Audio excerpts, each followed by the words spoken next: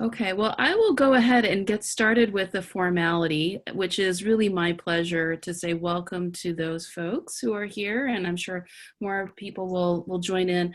My name is Natasha Boshisugiyama. I'm the director of the Center for Latin American and Caribbean Studies at UW-Milwaukee, and I'm very pleased to introduce this series today. For those of you who have not had an opportunity to join us previously, we have a weekly migration series to talk about issues of migration in the Americas. And today's panel brings together, I think, the broadest geographic cross-section of panelists to talk about issues of crossing borders and navigating race. And we've got a panelist who's on the West Coast, and then we have someone else who's all the way in Denmark at 10 p.m. at night. And so I'm just so thrilled that, you know, while we can't meet personally and the pandemic has made it hard for us to do so and to connect personally, what it has done is given us an opportunity to connect across geographic borders in new ways and to bring in people to share their knowledge with us. I'd like to take an opportunity to thank Professor Ermitte Jacques, who is at UW-M Department of African and African Diaspora Studies, who has helped coordinate and lead this moderated panel for us this afternoon. I'd also like to thank our collaborators at Madison, Lacies, as well as Ermitte, who's helping with the technical aspects of our session this afternoon, as well as Julie Klein, who facilitated some of the logistical support for our panel this afternoon. And of course, to acknowledge the sponsorship, both UWM and Lacies are part of the Title VI UW Consortium. And so we thank the Department of Education for their support through the Title VI National Resource Center grant. With that, because I know that our conversations always run long and deep and are very exciting, I want to make sure that we give panelists an opportunity to share their knowledge. I'll turn it over to Professor Saint-Jacques.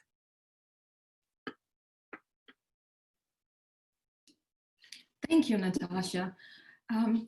This was a really privilege to organize this panel, and also just to be able to have Monika, Jeffrey, Ida able to participate.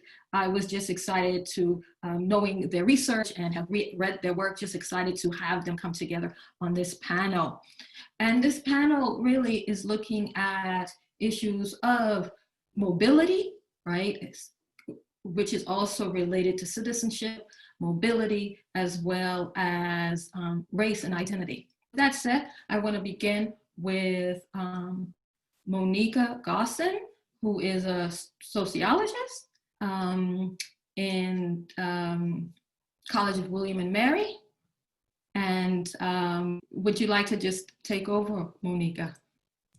Sure, thank you so much. I really want to express thanks as well to Ermitte and also to the Latin American, Caribbean, and Iberian Studies program for the invitation, and to Julie Klein for all the behind the scenes work. I'm really delighted to be here.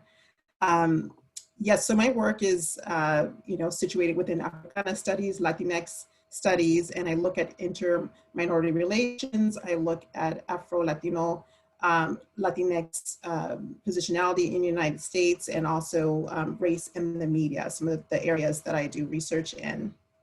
And today I'm going to talk a little bit about Afro-Cubans in Miami and their experiences of race in this particular space. And I'll begin with the perspective of someone I interviewed for my book. He's a Black Cuban who migrated to the United States on a homemade raft in 1994. And his name is Josue. He has these fond memories about the comfort he felt upon arrival in Miami, where he now lives because of its resemblance to Cuba. And he says, "I will tell you that I feel that Miami is like Cuba, but with everything such as basic material needs and luxuries that is missing from the island," he says. Josue, like many other interviewees, idealized Miami because it affords this cultural familiarity one cannot find in other areas of the US. But despite this, among the interviewees for this study more than half had met some forms of rejection from white Cubans in the area. And while often Cubans of all colors have passed through Miami at some point, the population of Afro-Cubans there has really remained quite small. And so the differential racialization and politicization of Cuban immigration waves means that Afro-Cubans coming to the United States after 1959 must negotiate their identities in reference to US Cuban whiteness, as well as in reference to Miami Cuban definitions of proper exile politics. Thus, despite this idealization of Miami by some of the interviewees because of its Cuban flavor, many Afro-Cubans find themselves kind of grappling with this feeling of not being completely home there, and some even decide not to stay. We're familiar with that in Cuba, the myth of racial fraternity prevails, this idea that a Cuban is a Cuban regardless of race. And so this need for Afro-Cubans to negotiate what it means to be a Cuban and become Cuban in Miami is really testament to the ways that identities, and in this case, Blackness and Cubanness, always come under renegotiation as migrants cross borders. And so as these Afro-Cubans are leaving Cuba and they cross the borders of the sea, they encounter a new border in the United States, rigidly policed racial boundaries that do not allow for the complexity of Afro-Cuban racial ethnic multiplicity, and also political historical boundaries that have created a specific bifurcation between Black and white Cubans in the context of the US. And so for this brief talk, I'm going to draw from some narratives of post-1980 Afro-Cuban immigrants. And I contend that, if we listen to their stories about navigating these boundaries, it really helps us to disrupt them from a scholarly perspective. Afro-Cuban informants, they draw upon their complex positionalities in ways that subvert the policing of ethnic racial boundaries and that reveal the strength and multiplicity of trans-American anti-Blackness, challenging the racial politics of division as it operates in the United States. And so first I want to give a little background. And for this, let me share my screen. And so, let me go to the next slide. Just 1 minute here. Okay, so just a little bit, and for some people are very familiar with the Cuban migration, but this will just give you a little background if you aren't. So as the United States fought the Cold War in opposition to Fidel Castro, it had really encouraged mass migration from Cuba through its foreign policy. So when Castro disrupted the class system and sought to redistribute the wealth of elites, white Cubans were the most likely to be affected and then flee to the United States. So they were, the Cuban enclave came to be associated with white Cubans who were constructed in the media as upwardly mobile anti-communist heroes. And so they benefited from this implicit racial privilege. But Blacks who were disproportionately poor were less likely to leave immediately after Castro came to power. And they also stood to gain the most from his reforms. And if they had even wanted to leave, they would have had for resources to do so. But by 1980, in the midst of really increased political instability in Cuba, Cubans of all colors were ready to leave. So that year, about 125,000 Cuban refugees were brought to the United States by boat lift from the port of Mariel. And they were different from the previous waves in that anywhere between 15 to 40% were Black, in contrast to about 3% who came in the earlier waves. And in a fourth wave of Cuban immigration, the 1994 Rafter crisis, 350,000 Cuban refugees came to the United States after the fall of the Soviet Union. And of these, it was a smaller percentage that were Black than in the Mariel, but it was about 8%. So it was still quite significant compared to previous waves. So along with these differential demographics, these last two waves were distinguished from the first in the greater stigma that they incurred. In stark contrast to the welcome that previous waves had received, the Marielitos, as they were called, were constructed as criminals and as deviants by the US public, the government, and in the press. And in response to the balseros, the US became more restrictive in its Cuban immigration policy because they began to view them more as economic immigrants rather than political refugees. And so all these dynamics, first of all, the racial dynamics in Cuba, along with US immigration policy, helped construct a Cuban community in the US that is further divided along the lines of race. And so this racial division was really apparent in stories told by Afro-Cubans I interviewed about rejection they received from white Cubans in Miami. For example, Carlos, who arrived in the 1990s, captures this dynamic by which, as Alan Aja explains, white Cubans sometimes exercise this cultural hegemony over the Spanish language, and it's perceived that Black Miamians are supposed to speak English, and thus other Latinxes, whites and mestizos, are really the ones who have ownership of the Spanish language. And so here, Carlos laments that he is addressed in English by other Cubans who assume that because of his dark color, he is North African or from Guyana or from Haiti. And so he says, Cubans approach me speaking in English, and so I respond in English. Of course, they notice that I have an accent, and so they ask me, why do I speak to them in English? I reply, well, since you spoke to me in English, I responded in English. For Carlos, as well as others, responding in English is this way of denouncing those making assumptions that they cannot possibly be Cuban. And although the Spanish language remains widely stigmatized in the United States, due to the Cuban and Latinx transformation of Miami, there the Spanish language really predominates, and it has gained a sort of prestige as even the language of business. So with Spanish being so widely spoken, Afro-Cubans take it to be even more of an affront when they are assumed to be a non-Spanish speaker. And so by denying the possibility that they speak Spanish, white Cubans, in a sense, revoke from them a Cuban identity. And so this presence of, and also the presence of African Americans and other Black immigrants in Miami can make it perhaps, unsurprising that one wouldn't necessarily think they're Cuban.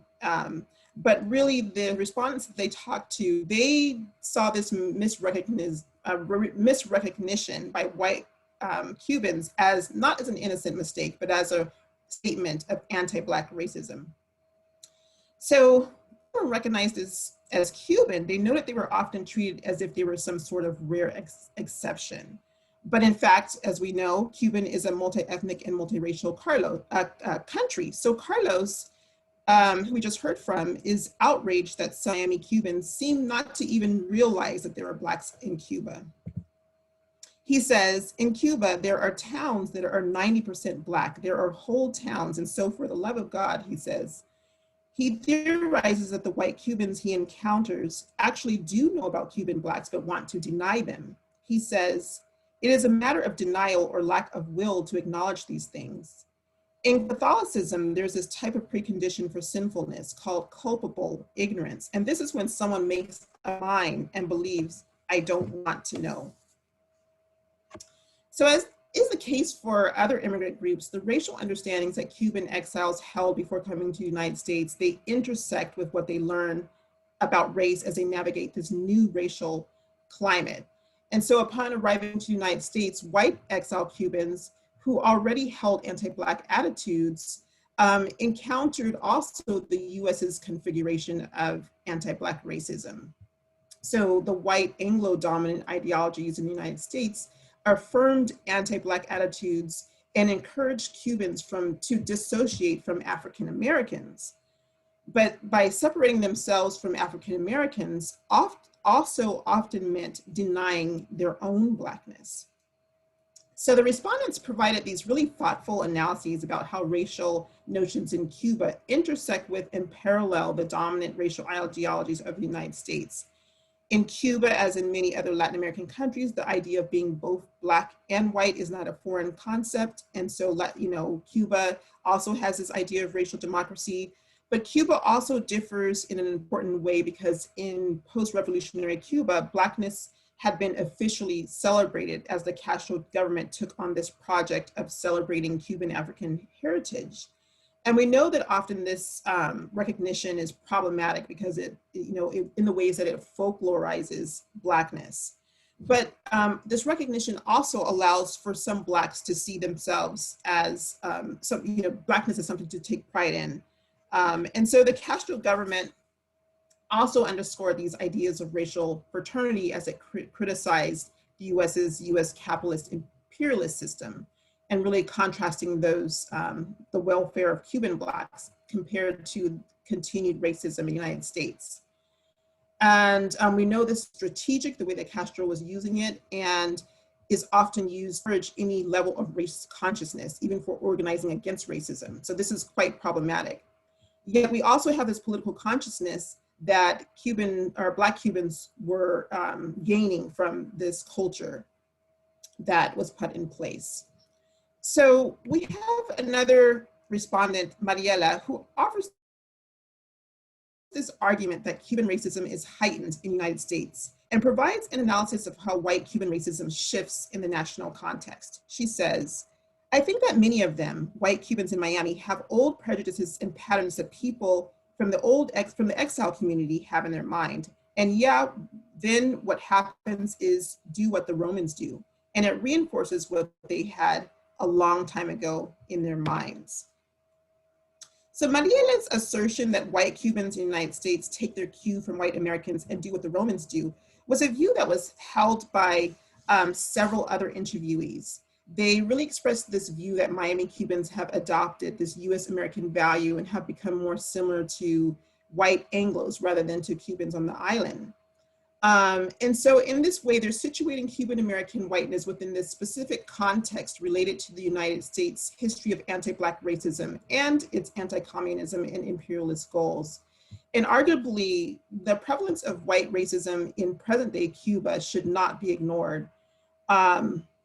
Nevertheless, as there link US-based contentions between white and Black Cubans to a white Cuban embrace of capitalist ideals and a US brand of racism, they depict Cuban racism as something much larger and more sinister than simply negative attitudes on the part of white Cubans. The distinctions they make offer a clear view on how national contexts intervene in racialized experiences and intersect to determine the racialized experiences of Afro-Cuban immigrants in the United States. So to conclude, the strength of the boundaries that are placed around Blackness in particular is powerfully illustrated in the experiences of Black Cuban immigrants in the context of Miami, where they often meet rejection not only from white Anglos, but also from white Cubans who arrived in the to the US in earlier waves. Their day-to-day lived experiences negotiating their multiple identities, however, they really challenge the rigidity of racial ethnic boundaries and shed light on these overlaps that exist between identities such as Latinx and Black. And also in spite of the rejections that they sometimes face, they reclaim these kind of problematic ideals of Cuban racial fraternity to fight the racism that they experience in the United States. In so doing, they illuminate the complex role of ideology in the separating out of Black and white Cuban identities in specific national context. Thank you so much.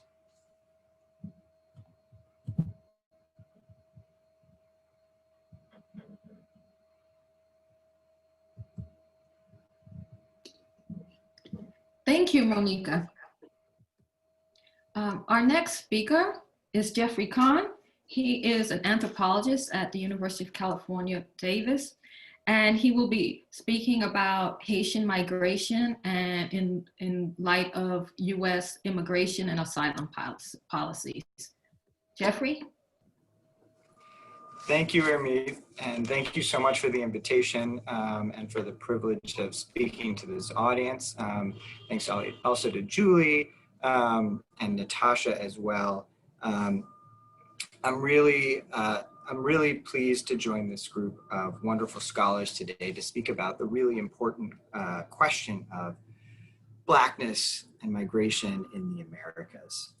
My own work focuses on the US and Haiti, as Ermitte said. I'm an anthropologist, but I also have a law degree. And so as you'll see, I'm going to focus a bit on law today, but not exclusively so.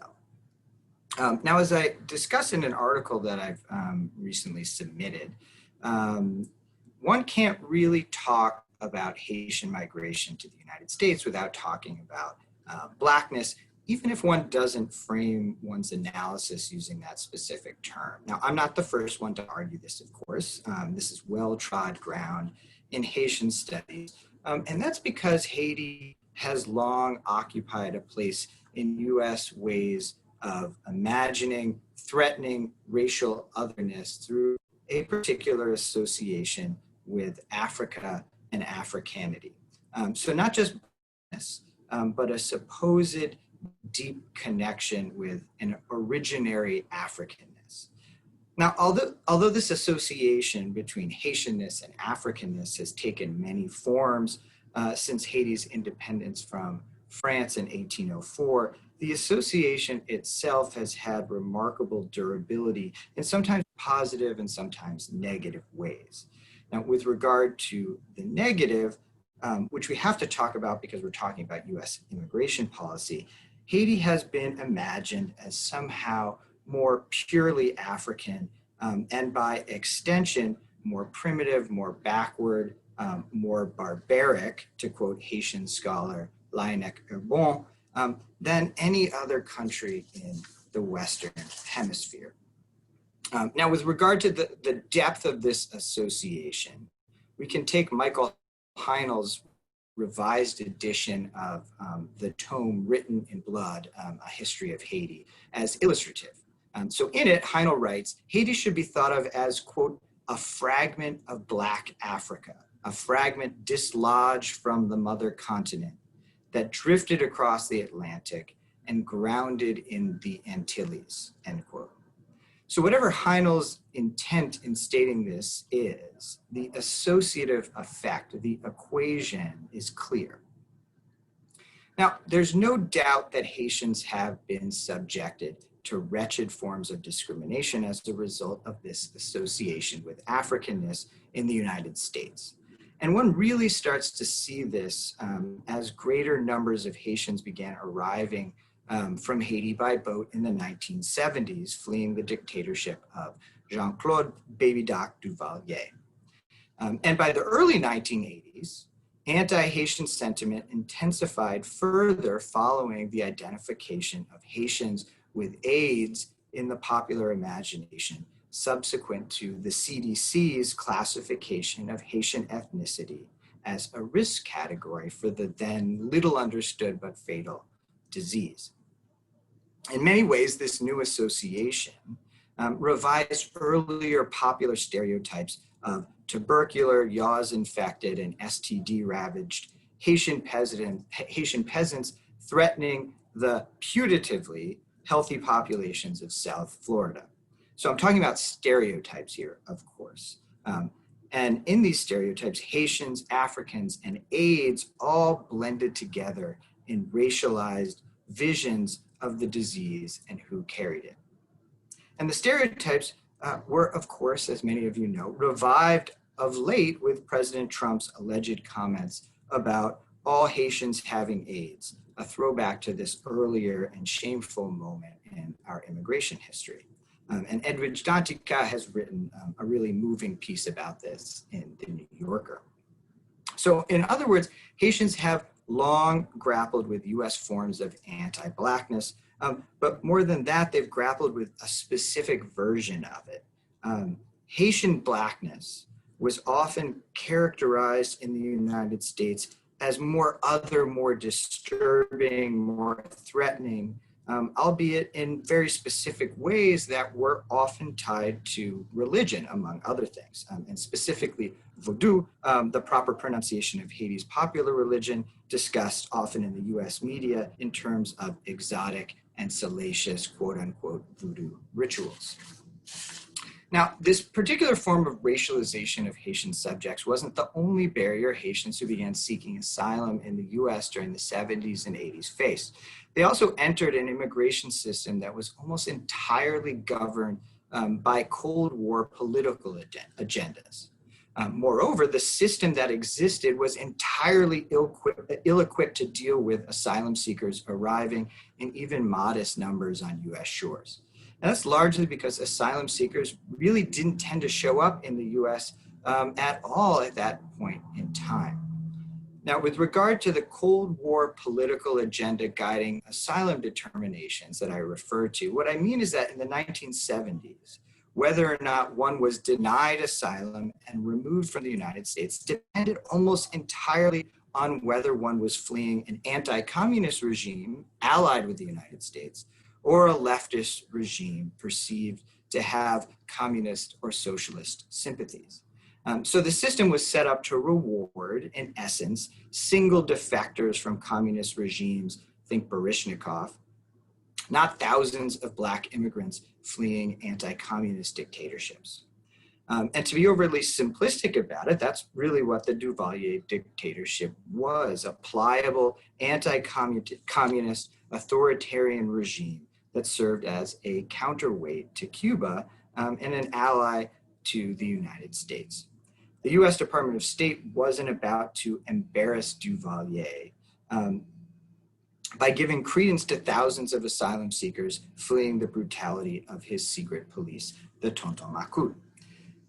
Finally, the increase in numbers of Haitians who began arriving in the 1970s and 1980s marked a shift in the demographics of Haitian immigrants. In the wake of Francois Papa-Doc Duvalier's ascendance to the National Palace in 1957, upper and middle class Haitians began arriving in the US, often on tourist visas. And they were largely ignored by US immigration officials. With the death of Papa-Doc and the transition of power to his son in 1971, poorer Haitians began arriving, not by air, but by boat. And this shift in the socioeconomic status of the asylum seekers didn't go unnoticed. In fact, the INS viewed this as part of the quote unquote threat these Haitians posed to South Florida communities. And they actually talked about this officially in official documents as the quote Haitian threat, end quote. So in other words, we have 1, race, 2, a Cold War driven immigration policy, and 3, class, all intersecting to produce a policy through which the Immigration and Naturalization Service denied nearly all Haitian asylum claims during the 1970s and early 1980s, at least initially. Moreover, this intersectionality rendered Haitians more visible within the public imagination. How so? Well, Haitian boat people, as they were problematically called, came to stand as harbingers of a potential mass exodus from the darker pigmented third world. And this was the case even though Haitians themselves were a minuscule percentage of overall undocumented arrivals in the United States. They remained less than 2% of unauthorized migration during this period, and often far less than that. Okay, so at this point, it might be fair to ask, what can we glean from the story of these Haitian asylum seekers? When told in the way I've been telling it, the story sounds like, in many ways, a typical iteration of a longer history of US exclusionary policies and immigration that have existed since the enactment of the national origin quotas system in the 1920s, and even before that, the Chinese exclusion policies. US immigration policy disfavoring poor, in this case, Black immigrants, in a way that bolstered US foreign policy might sound rather run-of-the-mill. To boot, this is a marginal group in terms of overall numbers, right? So what could this possibly be other than a kind of niche account of one ethnic group's experience with the law? Well, what's interesting about the Haitian case, it's not the only thing interesting about it, but one thing that's really interesting about the Haitian case is that it's anything but marginal. It's actually central to the history of our present.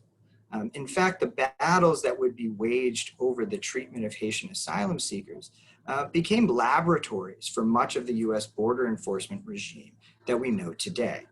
So I'll explain more about this in a second. Another reason for this story's centrality to our present is that the coalition of activists, lawyers, and advocates who challenge US policies towards Haitians paved the way for the immigrant rights movements and litigation strategies of the decades that followed. So in other words, the history of Haitian immigrants, Black immigrants, are central to the history of the present US border enforcement apparatus. Now, what I want to do is to go into this history a little bit. It's extremely complex. I wrote a whole book on it. It's called Islands of Sovereignty. And so it's incredibly complex, but I want to just give you a taste of it because it has some lessons for the present And I'm going to do so in ways that kind of skim over the legal specificities while giving you all a gist of what was happening. Now, I have legal training.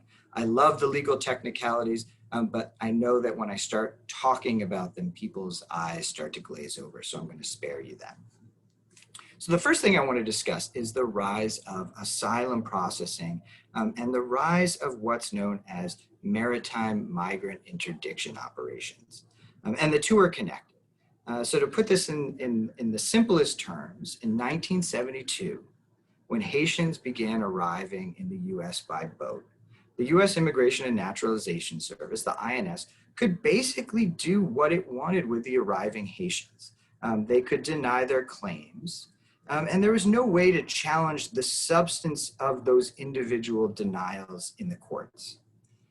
Now, over the decade that followed and into the early 1980s, the Haitians and the government fought over this framework for asylum processing until an entirely new system for adjudicating asylum claims came into being, both in regulation and then later in statute.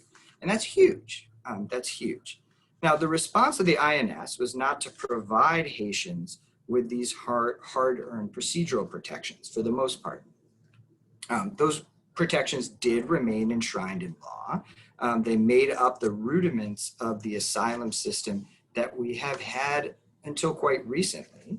But instead of processing Haitian claims according to this system, the INS simply decided to move the whole asylum processing regime for Haitians offshore and out onto the Caribbean Sea.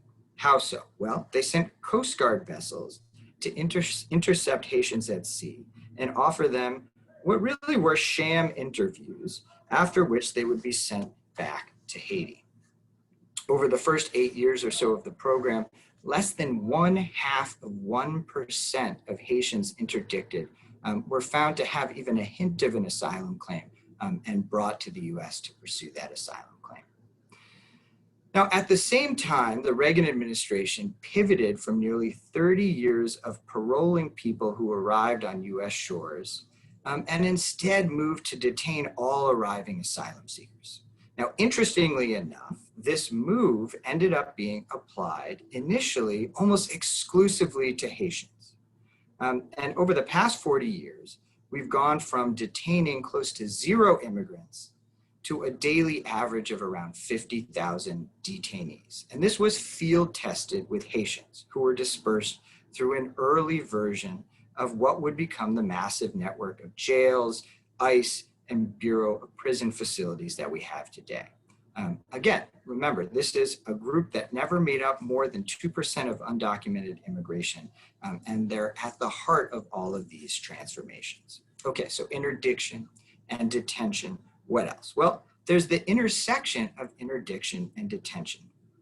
In 1991, Haitians elected Jean-Bertrand Aristide in the country's first free and fair elections. And less than a year after his inauguration, he was ousted in a coup, followed by tremendous violence directed at the poorer neighborhoods of the capital and his supporters. In the months that followed, tens of thousands of Haitians would be intercepted at sea and taken to Guantanamo Bay for processing. Litigation ensued, and thousands would be eventually brought to the US for hearings, but many, many more would be returned to Haiti. But the results solidified the legality of maritime migrant interdiction, laid the blueprint for extraterritorial detention at Guantanamo, insulated from judicial oversight. More importantly, it presented a model for reducing procedural protections for asylum seekers that would eventually make its way to the US territorial borders, the land borders, and in particular the US-Mexico border in the later 1990s. So one of the key border policing techniques used by the United States and now Europe and Australia, that is maritime migrant interdiction, the rise of the detention apparatus, the rise of offshore detention, and yes, ICE still actually operates a migrant detention facility at Guantanamo, and the field testing of asylum screenings with reduced procedural protections. Right? That's quite a list to come out of the history of Haitian immigrants in the United States.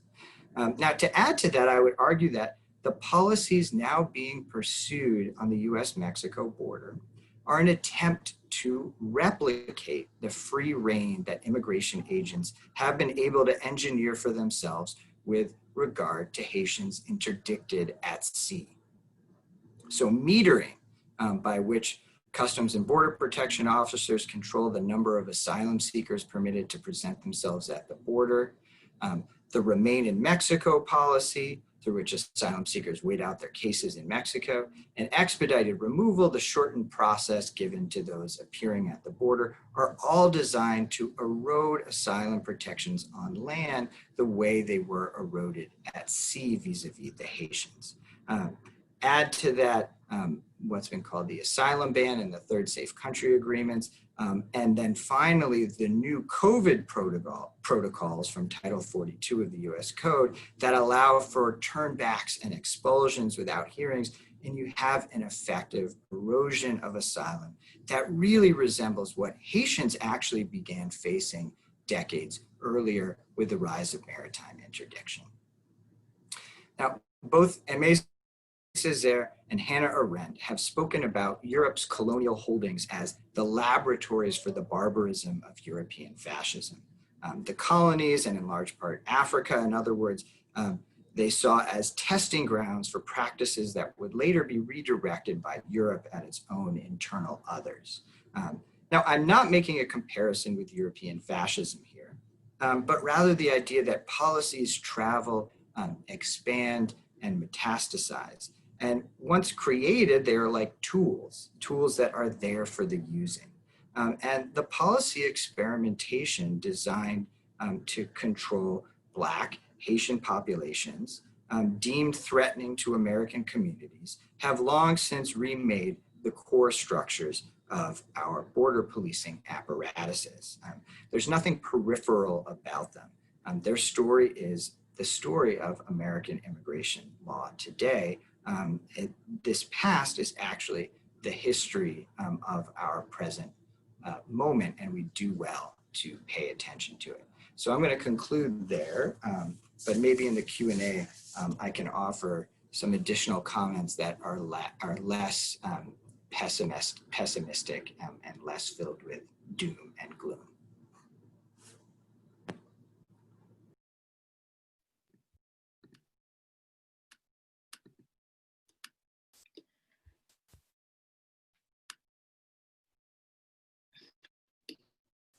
Thank you, Jeffrey, especially for making that connection to what's going on now and giving us that insight into what's happening now, that it's not new, that this has been going on. So thank you very much.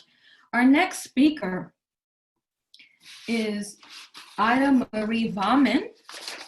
She is a Post-Doctoral Fellow at the Danish Institute for International Studies.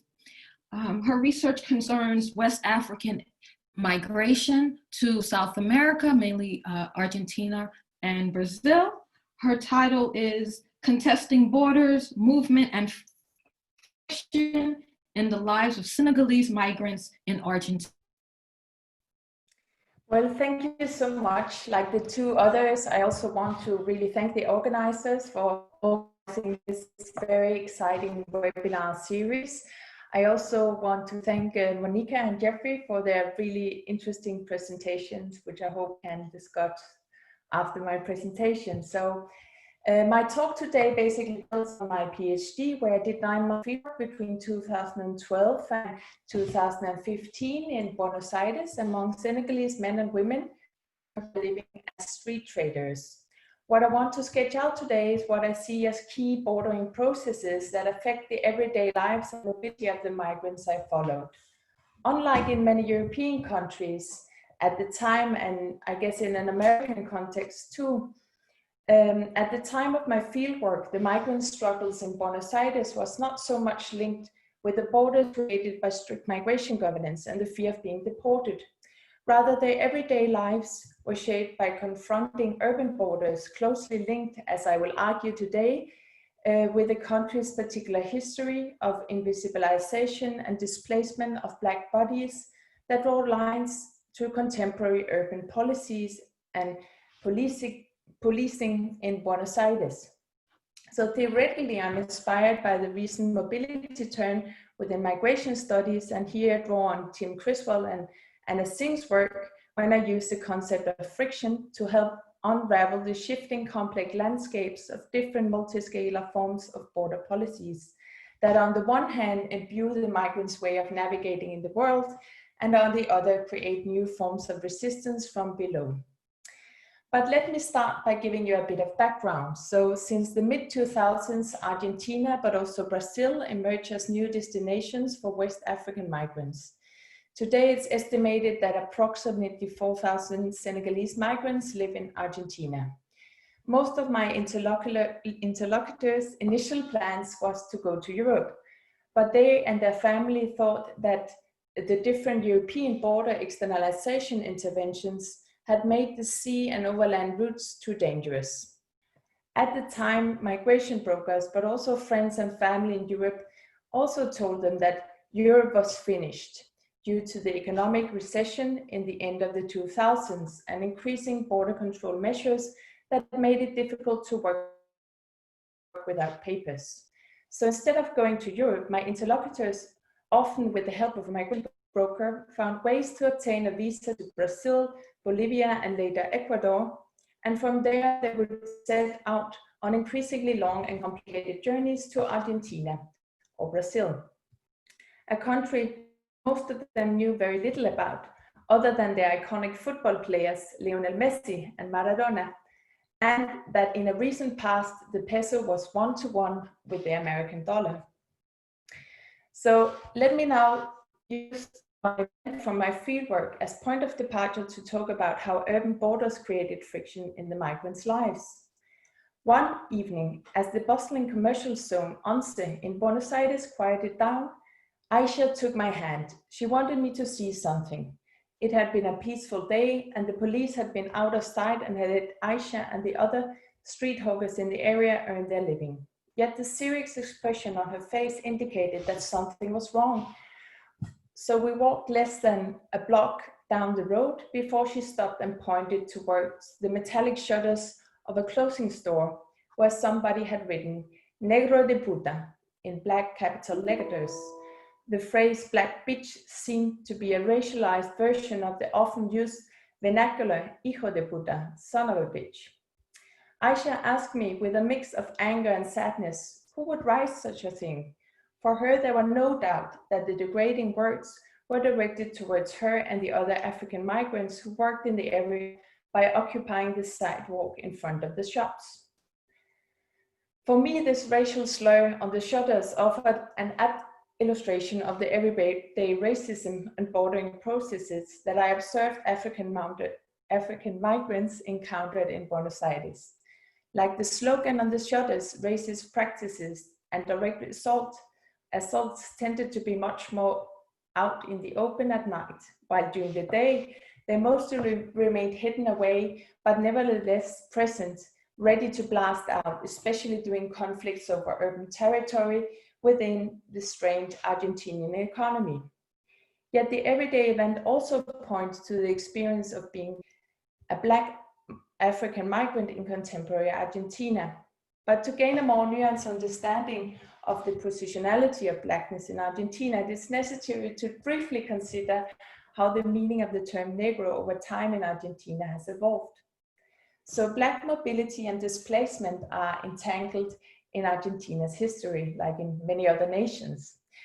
During the 17th century, Buenos Aires both absorbed slaves and was a transit space for the trade of enslaved Africans. However, during the formation of the post-colonial Argentinian nation from the 1880s onward, Afro-descendants and the indigenous population was written out of the national history.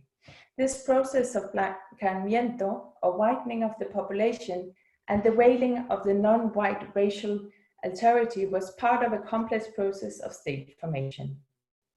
In a census from 1895, it was publicly stated that the Black population had disappeared.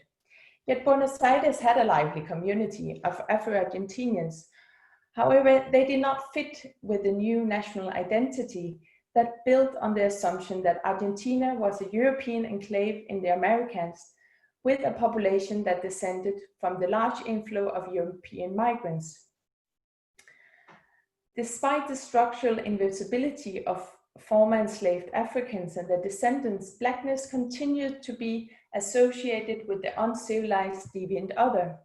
However, over time, the term became somewhat detached from its original racial connotations, with which it was explicitly associated in the beginning of the 20th century. So during the industrialization period of the 1930s, poor working class men and women who came from the rural areas of Argentina to the urban centers was described by the privileged in Buenos Aires as cabecitas negras, little blackheads, and seen as a zoological flood entering the city. And also during the first period of Peronism, the cabecitas negras and negros was used by anti-Peronist movement to mock the working class. To be Negro became synonymous with being Peronist.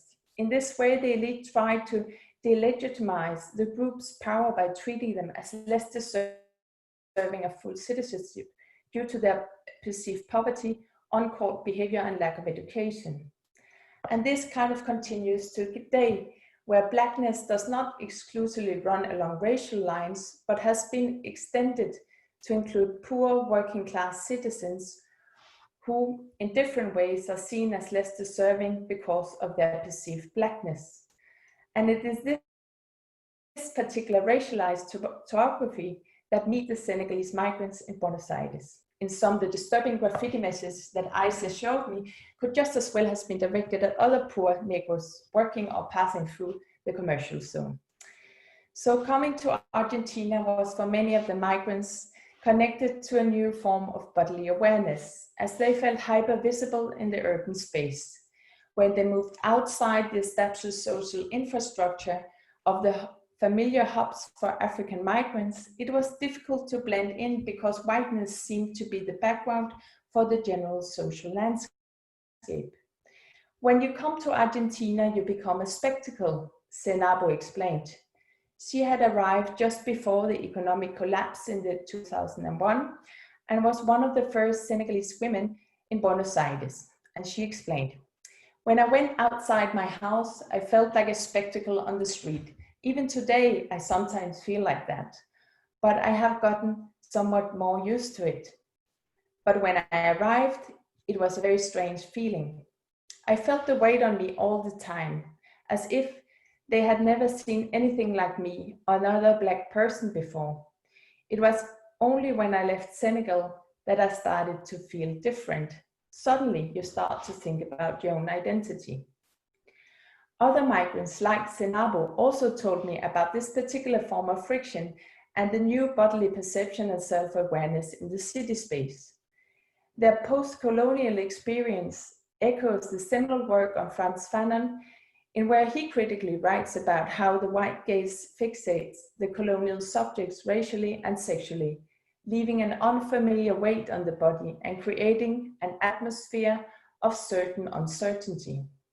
Similarly, for the migrants, the new gaze of racial fixation was often accompanied by an ambivalent feeling of not knowing exactly what it entailed. Was it just a curious stare of surprise?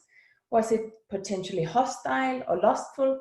Yet there were no doubt when the stares turned to direct verbal assaults like negro de mierda, or simply a hostile mono, so monkey, or when the assaults were giving directionality, go home to your country. But more than having to live with this particular friction as a weight on their bodies, their everyday was also shaped by how urban governance attempted to displace Black bodies.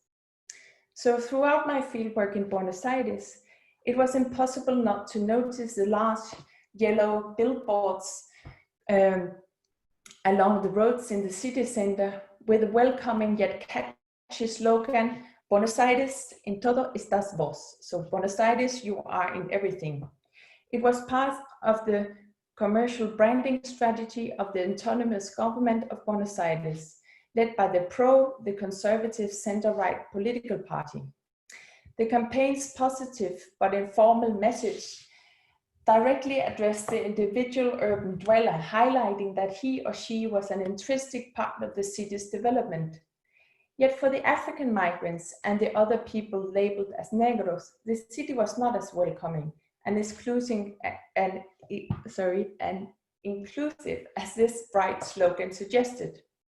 Migrants and other unwanted segments of the population were clearly not part of this collective urban buzz, and instead they, together with people who lived on the street peddlers and sex workers, and the inhabitants of the city's informal poor neighborhoods, were among those who the city government and the new Ministry of Environment and Public Space tried to disperse to the urban periphery, to create security, make order, and develop the city.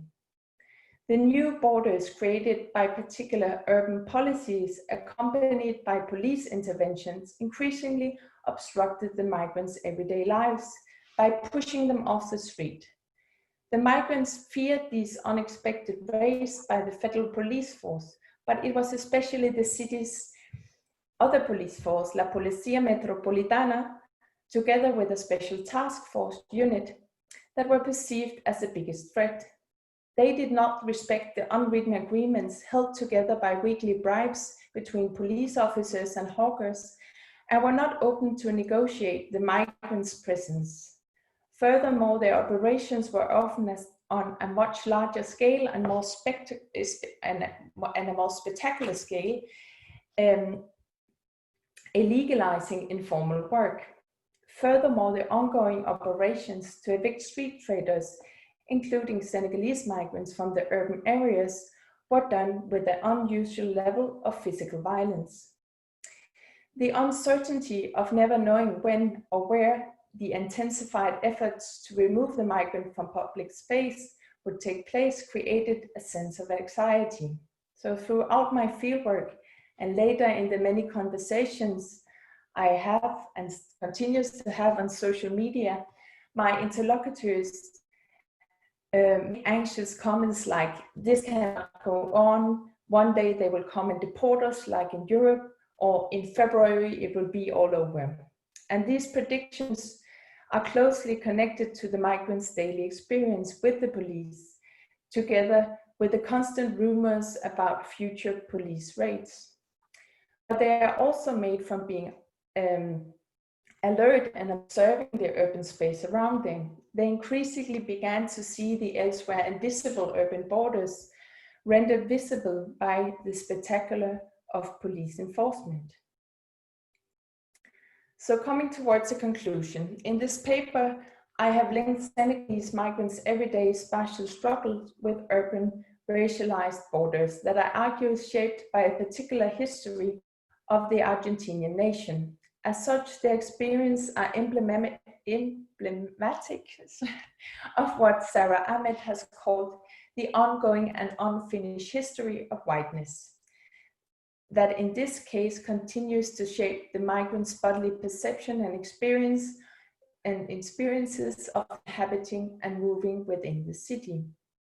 They have to live with a particular form of double positioning, creating the sense of a new burden on their bodies that made them object of racial discrimination and othering, while at the same time, due to their precarious labor market position, being categorized as a much larger public mass of negros, exposed to a range of urban policies to disperse and eradicate them from urban space. So today I have largely focused on the forces that positioned the migrants in Argentina and displaced them. Yet it is of course important to emphasize that the migrants continuously try to carve out alternative by trying to retake the city space and find new ways to earn a living within and beyond the.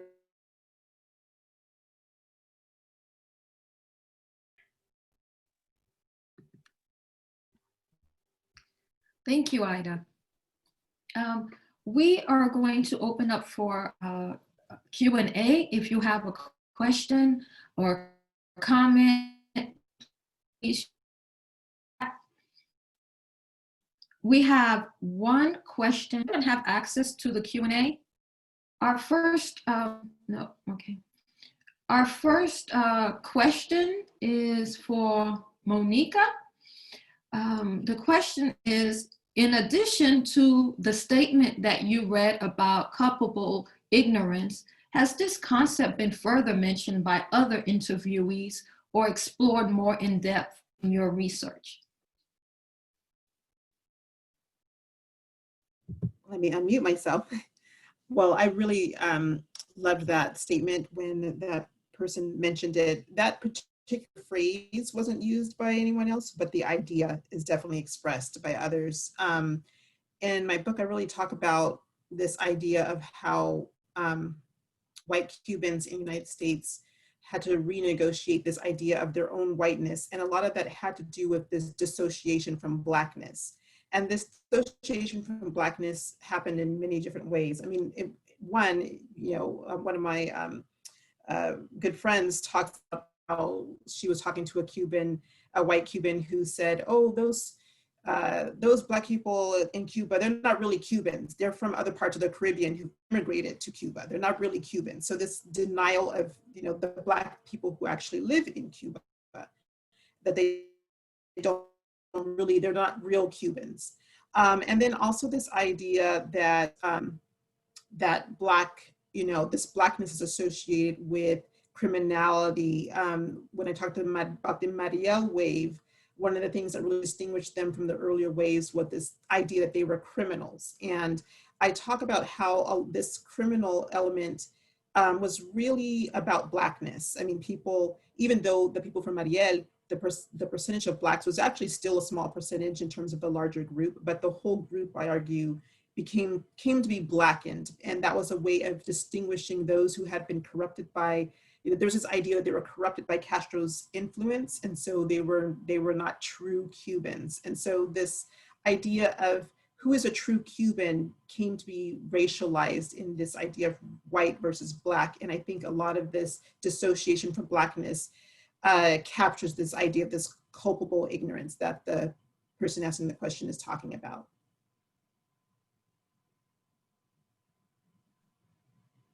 Thank you. Do we have any more questions? If you have questions, please post it on the Q&A. I had a question for Jeffrey about what you describe in terms of some of the policies towards Haitians.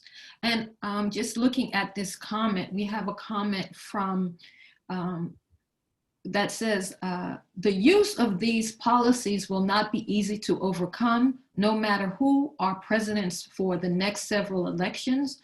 The establishment of rules based on racism, hegemony, and economic power, class have already been exasperating both internal but also external problems related to US policy. Thanks. So I guess that's just a comment. So my question would be, were there any, in terms of Haitians and advocates for Haitians, in terms of fighting or taking the US government to court in terms of changing policy, can any of those types of strategies work today for what's going on? I'm just trying to think about what recourse do people have, if they have any? Yeah, that's a great question. Thank you, Ermitte. So one thing I'll say is that the advocacy on behalf of the Haitians, that I don't mean to say just on behalf of the Haitians, because the Haitian immigrants who were the subject of the cases were also deeply involved in the strategizing and different dimensions of the activism and litigation around the case. But those models, I want to make this clear, kind of launched a lot of what was to later happen in the 1980s and the 1990s in terms of advocacy and litigation efforts on behalf of other immigrant populations, so people from Central America and elsewhere. And so it's, you know, the strategies used, which combined intensive litigation, a tremendous amount of pressure on the government in the courts, but also kind of insider advocacy techniques. So lobbying agencies, kind of inside the beltway strategies, and then also activism in the streets, right? So getting people out for marches, particularly in Miami, but then later on in New York as well. And so they, you know, the strategies that were used by these groups have then been taken up and repeated in the decades that followed. And, you know, you see that today as well, right? We see that today as well. It's not primarily with regard to Haitians because of this history that I'm describing, and the rise of interdiction effectively shut down the possibility of Haitians coming directly to the United States.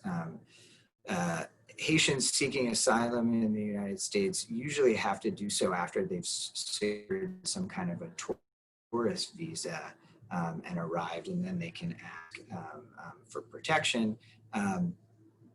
It's usually not people arriving at a port of entry via boat, as the case was in the 70s and 80s. Though there is litigation effort and advocacy efforts that have been going on around the TPS question, as you know, so temporary protected status, which was granted to Haitians after the 2010 earthquake, and the Trump administration has been attempting to revoke that, not just for Haitians, but for other groups as well. And those efforts on the part of the administration have kind of been stalled because of these litigation efforts, though there was an adverse decision in the Ninth Circuit recently. But if you look at a lot of the key litigators and a lot of the groups that are working around these issues, they've taken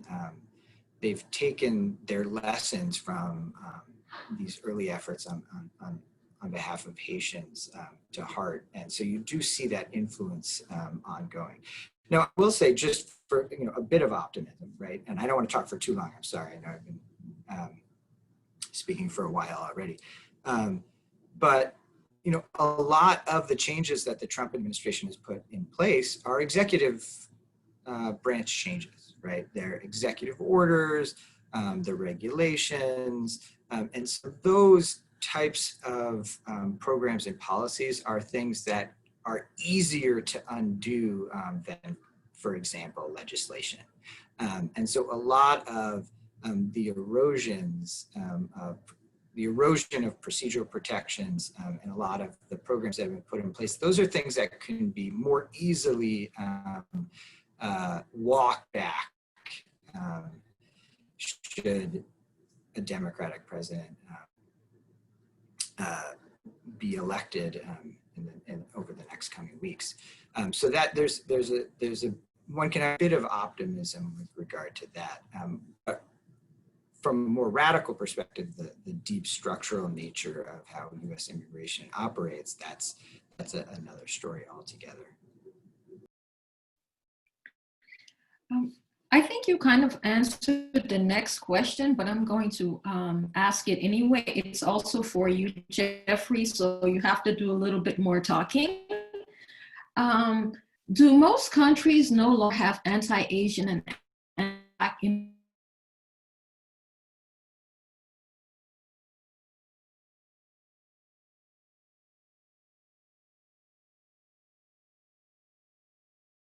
discouraged? Is there any legal recourse?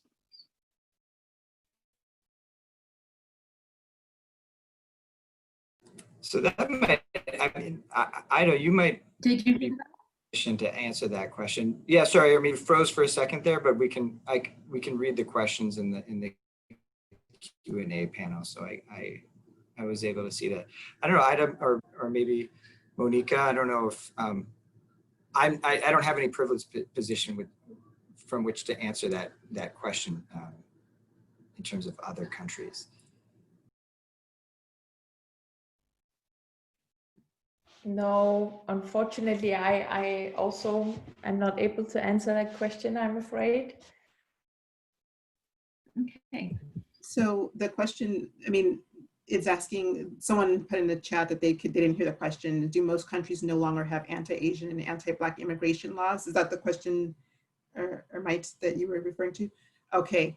I think, I don't know about other countries outside of the United States. I know that United States, you know, when we had the 1965 Immigration Act and things that came up before that, you know, that ended the Chinese Exclusion Act and things like that. So, you know, in terms of laws that specifically say, you know, it's anti-Asian or anti-Black, they're not on the books. But what we see, and I think this is something that Jeffrey's been, excuse me, that yeah, Jeffrey's been pointing to, was how these policies, they do have a racial component, even if they don't specifically say this is anti-Black or this is anti-Asian, but we can see very clearly, especially with the things that are coming down the pike right now, we can see very clearly how the immigration policy or laws are projected towards particular racial groups, and we can very clearly see that connection.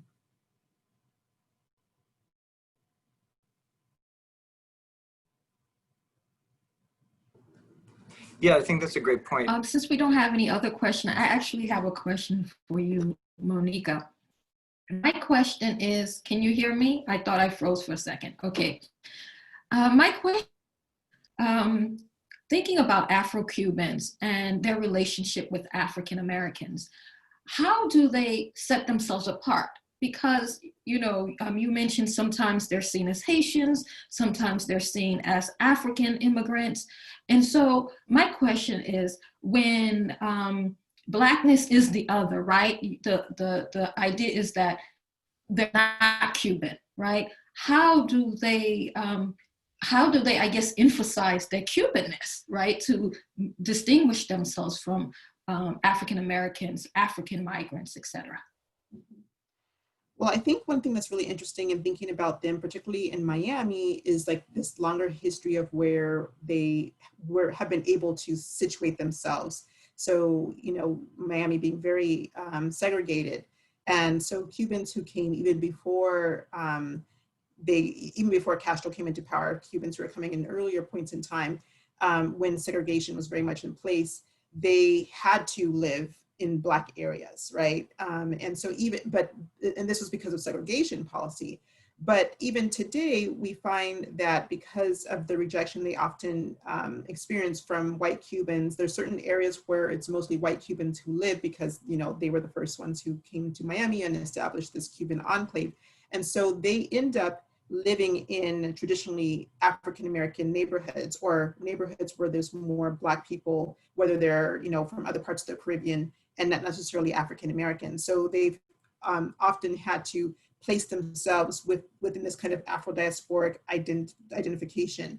But definitely one of the things that, you know, came clearly in the interviews that I did was that Black Cubans, you know, are very proud of being Cuban, and they make, you know, strong claim to that identity. And so language is one way that they continue to make claim to that, you know, preserving a Cuban way of speaking, you know, even if they could adopt other forms of Spanish, but keeping the Cubanisms, if you would say, if you want to say it, you know, in terms of the way that they speak, preserving aspects of their culture. You know, it's very important for them to disrupt this idea that there's one way of being Black, but also that there's one way of being Cuban. So I think that's something that they clearly do.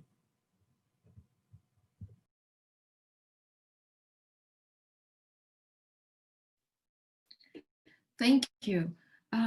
Is there any more questions? I'm not seeing any. I think there are actually some questions for me in the chat. If it's okay, I answer yes, them. Please, yes. It's about if the Senegalese migrants also mobilize, if I understand, to change things, basically, if I understand it correctly. And they, while I was doing fieldwork, actually, many was quite reluctant of being actively engaged in process, in protests. Because many of the other street talkers were also organized, and they would make more official protests, blocking the roads and claiming the city and the right to work in the city space, because they had no other place to go, basically, than to try to make a living off the street. But there were Senegalese organizations, and especially one Senegalese organization who were very successful in actually, together with human rights organizations, making possible a regularization regime for 1 year in 2013, where most of the migrants that did not have documents actually had access to becoming documented, although all the other migrants who arrived after that continues to be in this very precarious situation of not having a particular document. And then there was also a question about who, if the sending countries actually gain something from migration. And I can say, also having followed the migrants back to Senegal and have done my recent work in Senegalese communities, that migration do really make a difference. And in a country like Senegal, like in many other African countries, the remittances that comes from migrants way outweigh what the countries gain in development aid, in foreign development aid, for example.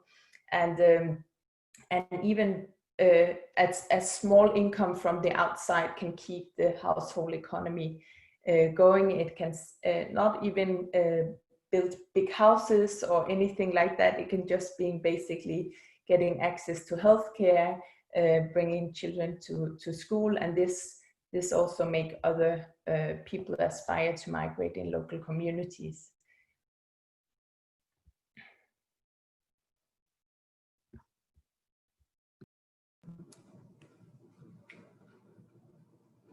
There's one more question. There's Yeah, there's a legal question about discrimination that I'd be happy to talk about a bit. So so the question is, says the second part of my question was, is there any legal recourse on the part of a would-be immigrant? Is it illegal to discriminate with respect to race, gender, religion, etc.?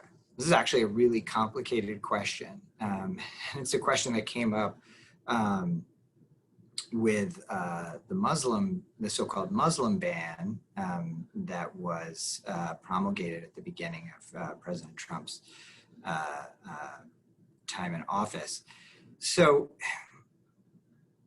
the way the Supreme Court has interpreted the Constitution vis-a-vis the separation of powers and immigration law is, as it now stands, that Congress has plenary power, what's called plenary power over immigration. So if Congress wants to enact a law that says no Haitians, only Cubans, they can do that, right? So the statutes that Congress can pass can be discriminatory in terms of the selection criteria that they put in place, or at least it seems like that. Now, if Congress hasn't passed a discriminatory law to that effect, and instead has passed, a set of criteria for determining whether or not someone merits asylum, then an asylum officer or an asylum judge, or even a federal district court judge, cannot then apply those asylum criteria in a discriminatory way and say, well, you merit asylum, but you're Black and from Haiti. What is more complicated, though, is there is a provision in the Immigration and Nationality Act that gives tremendous authority to the president to suspend migration from particular countries, one country, more than one country, of a particular type, if it's deemed to be within the national interest. And I forget the exact language, but this is the provision that President Reagan used to create the migrant interdiction program in the 1980s. And it's the provision that President Trump used to institute the various iterations of the Muslim ban several years ago. So now then the question is, can the president, through delegated authority, issue a discriminatory executive order? And the other question then is, well, what if that is infringing on the First Amendment rights of people in the United States, so US citizens, right? By discriminating against them and their right to associate with family members based on religion. So it gets very, very complicated. But basically, Congress has this authority to discriminate, and through delegation possibly has provided the president with that authority as well, which seems to be the case, though there are some potential wrinkles, and these are issues that could be litigated and maybe litigated in the future. But that's the more structural, deep structural aspects of our immigration system that have built into them the capacity for these types of discrimination. So Chinese exclusion, you know, the possibility of that in the future is not impossible, I would say, if I'm remembering my law correctly. But the plenary power doctrine is in many ways a quite disturbing doctrine.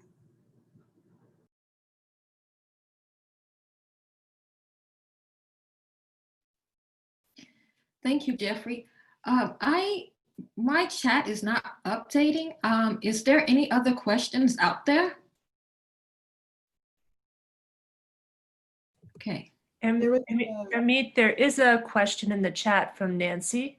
For Monika, thank you for your presentation. Have you noticed the Afro-Latinx identity intersecting with your research? Yeah, definitely. One of the big things that I feel is a contribution to understanding Afro-Cuban positionality in the United States is what it also does to challenge the way that Latinx studies has kind of neglected to deal with the specific experiences of people who are Black, of Latinx folks who are Black and come to the United States. The specificity of that experience and really complicating, what Latinx studies is and what it's all about. And so when you think about the particular ways that they are, they meet rejection by US Americans who are anti-immigrant or who don't like Latinos coming in, but then there's this other layer of Blackness which makes it very complicated for them, because while it may be difficult to find community in, let's say, an Anglo community, it also can be the case that it's difficult to find community within a mestizo or white Latinx community, as what we're seeing here with Afro-Cubans trying to come into the Cuban enclave in Miami, which, an enclave is supposed to be a very protective place where you can easily assimilate into the US because you have these co-nationals here. But when race is a part of it, it may not be so protective. And that also being the case when dealing with other Latinx folks who don't expect a person with a Black body to be able to speak Spanish or to be Latinx. So there's these different multiple layers that I think is important that you take into account when you look at the specificity of Afro-Latinx positionality in the United States.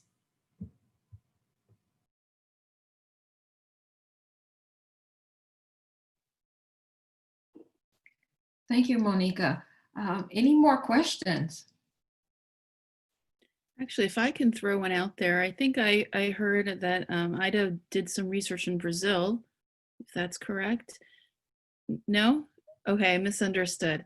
I was just mostly curious what the comparative experience might be between Senegalese in Brazil versus Senegalese in Argentina.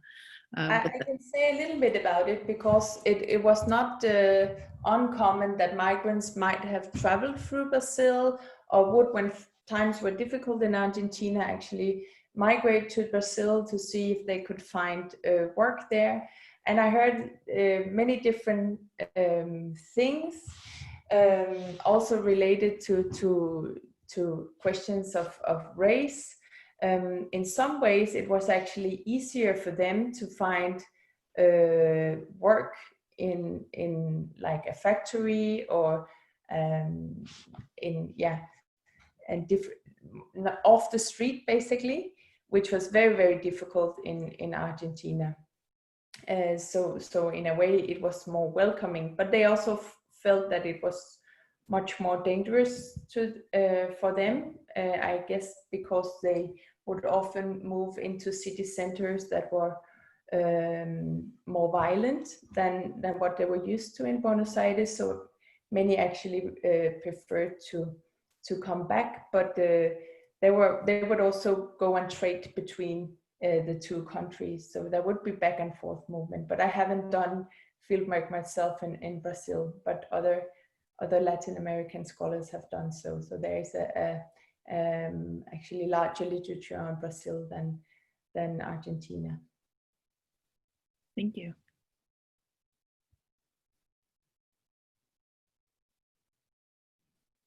Okay, I have a second question, if I may. I'm curious because that one of the themes that emerged was this question about citizenship. And I am curious if in your research, and I think this applies to all of you, how the themes of documentation and the need for perhaps birth certificates emerge as important vehicles for access to either legal procedures or potential settlement or access to state resources.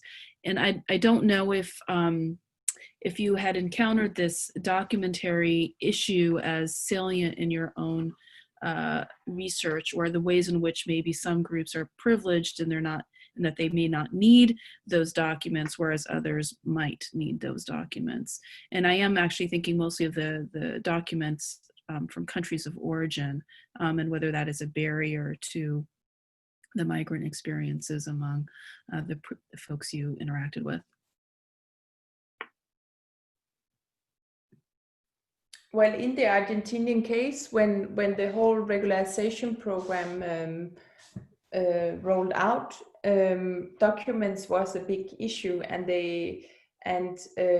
often they did not have the correct documents, not only the birthright certificate, but especially how you say a document showing you you don't have a criminal record in Senegal, and so they will have to get that. And there were actually people who did not get papers after that year because they did not have the time to get the documents, and they did not, they basically did not get them in time.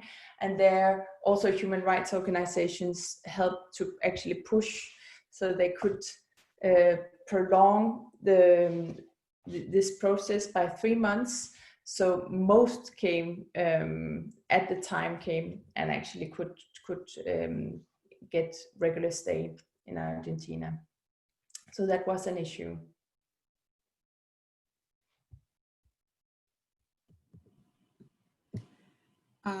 I guess she wanted us all to respond. The thing I would say in terms of Cubans, and Natasha mentioned this idea of being privileged in terms of this, because of the ways that people who were fleeing communist countries had this sort of privilege in terms of asylum claims to the United States. This issue of being undocumented was something that Cubans did not have to really grapple with in the same way as other Latinx folks. And that's one of the things of why Cubans are often not included in this idea of Latino and the Latino struggle because they have a whole different orientation towards the immigration policy in the United States.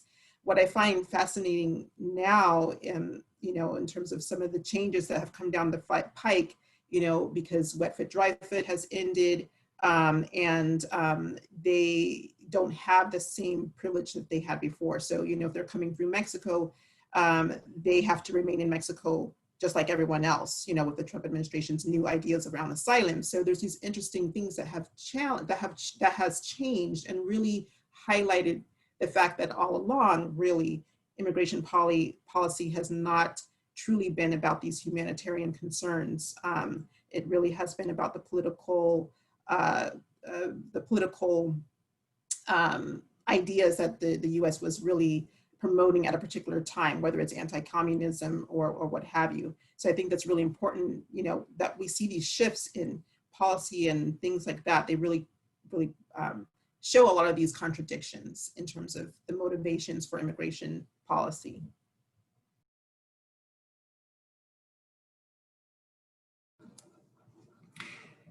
Yeah, I'll just say, I'm not sure how relevant that is in the United States for Haitians. I do know that I had heard about those arriving by boat or who had fled by boat, and then when they're interdicted by the Coast Guard will destroy their vessels as hazards to navigation, and sometimes knapsacks or suitcases in kind of the tumultuous rescue moment get left aboard and get destroyed. And those might have documents that could have supported an asylum claim. But certainly for Haitians in the Dominican Republic, this has long been a huge issue, where the Dominican Republic government agencies or hospitals have worked quite diligently to deny those born of parents of Haitian descent in the Dominican Republic who are Dominican, or Haitian immigrants to the Dominican Republic. There used to be birthright citizenship in the Dominican Republic, and that's since been revised. But that was absolutely a crucial issue and a means of denationalizing segments of the Dominican population who were identified with a kind of undesirable Haitian Blackness. So that was a huge issue there for sure.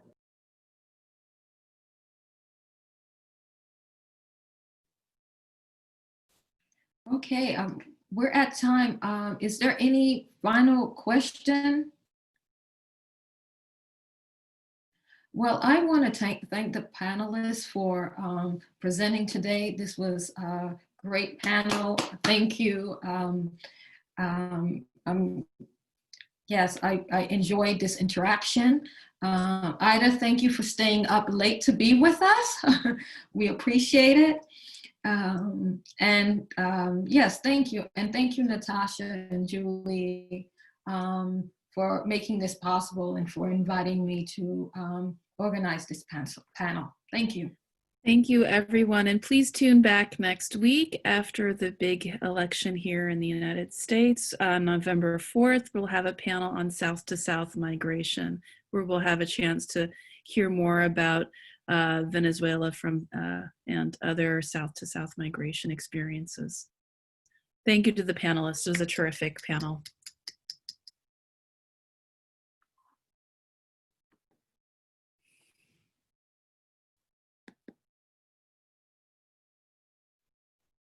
Thank you all. That was marvelous. Yes, thank you. I really enjoyed that so much. Thank you. I enjoyed it as well.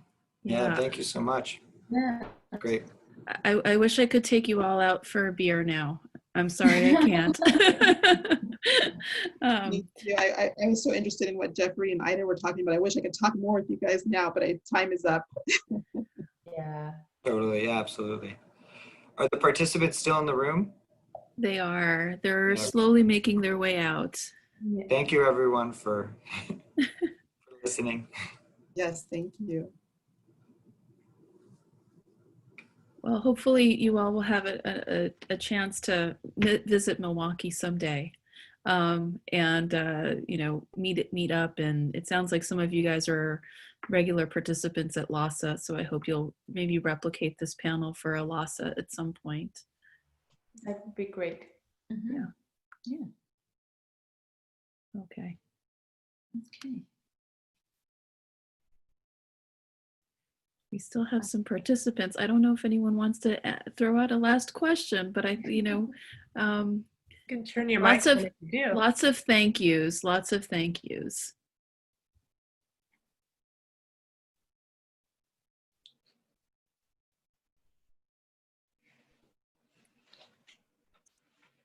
All right. With that, I will leave. Okay. Okay. Thanks so much, you guys. Great Have a good meeting evening. you all. Thank you. Everyone. Have a Bye-bye. good Nice day meeting to you everyone. too. Bye-bye.